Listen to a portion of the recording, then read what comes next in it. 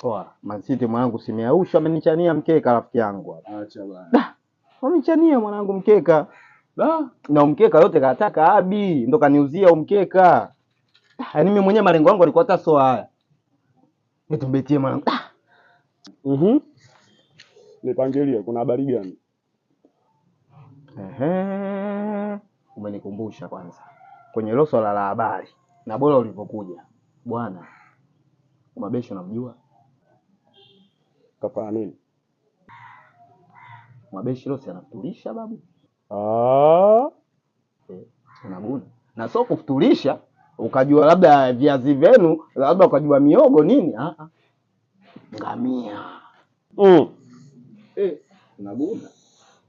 Sio kama unanipanga. Wewe unalala ujue mambo hayo ngamia.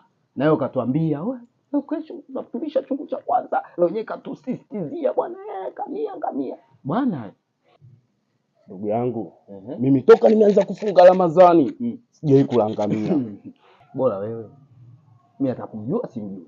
Na sije kumla ngamia. Eliza, yaani pale tukifika hakuna kucheka na Musa. Sijui umenielewa?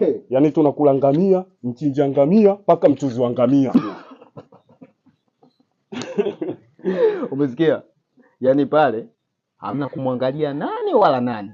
Unakamata mguu, mimi nakamata shingo.